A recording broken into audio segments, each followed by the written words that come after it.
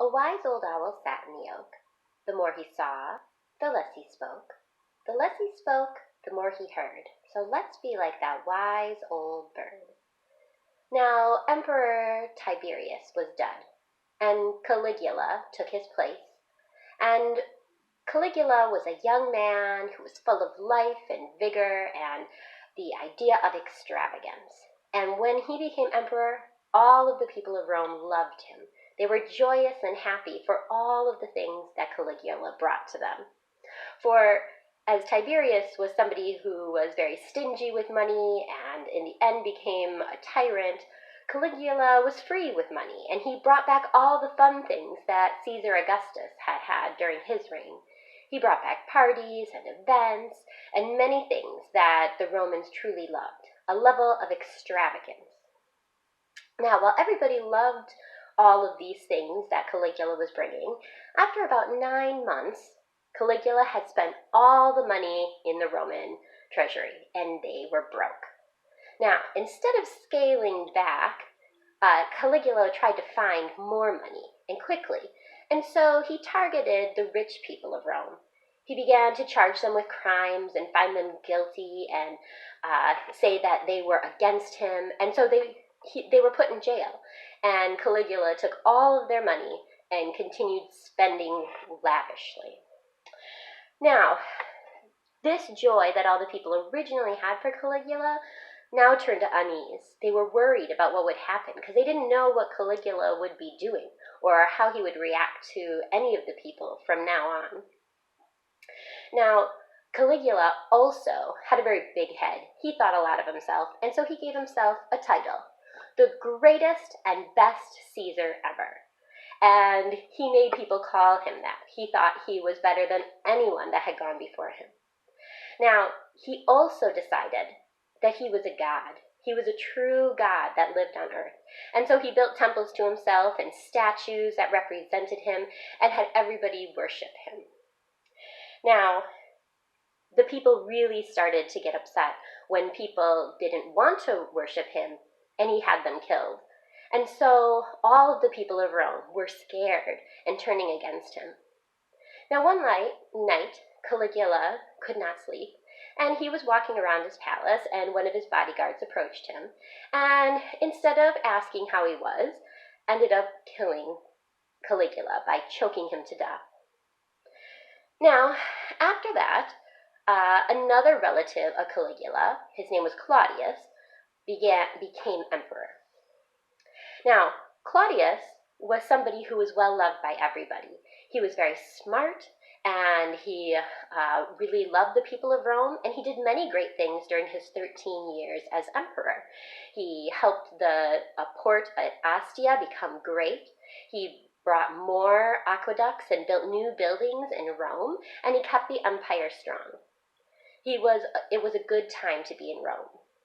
Now, Claudius had a wife named Agrippina, and Agrippina, she really wanted a lot of power. And as the emperor's wife, she called herself the empress, she did have a lot of power, but she knew there was a way to get more: her son. Now, her son was named Nero, and she was waiting to find the right time for him to become king.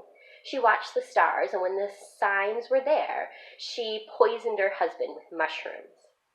Now, Nero became the emperor, and at the beginning, everything was really great. He was somebody who could be maybe a little willful, and he wasn't very self-controlled. He was selfish, and he was easily influenced. But because he had a teacher named Seneca who kept him orderly, things went really well for the first 5 years of Nero's reign.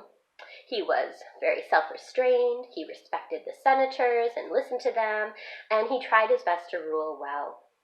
But by following Seneca, Agrippina thought that Nero was not reaching his potential, and she certainly wasn't reaching her power potential. So she started arguing with Seneca, and eventually she came up with an argument for her son of why he should stop listening to him. She said that he wasn't living up to his potential, and if he couldn't do it, then maybe his brother should be the emperor. Now, Nero did not like that, and so he murdered his 14-year-old brother with some poisoned wine. After that, he only listened to his mother and not Seneca anymore.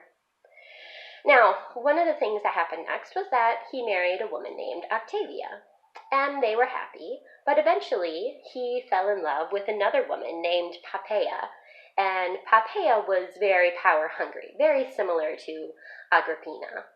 And so she wanted Nero all to herself, and she convinced Nero that he should leave his wife. So he divorced Octavia, and to make sure nothing ever happened, he banished her and then eventually had her killed. Now, Poppaea was happy with that, but she thought that his mother had too much sway over him, and so she convinced him to kill his mother, and he did.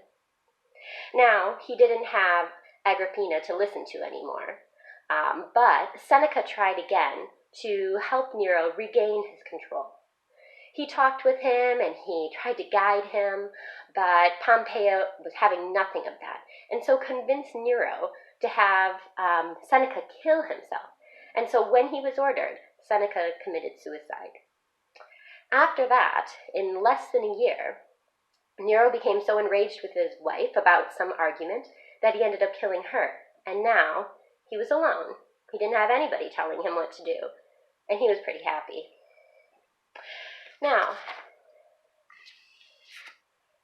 a few years later, in Rome, there was a great fire. This fire destroyed almost the entire city of Rome, and it was very heartbreaking for most of the Romans. But there's a story that during that time, Nero went up on the high hills away from the fire.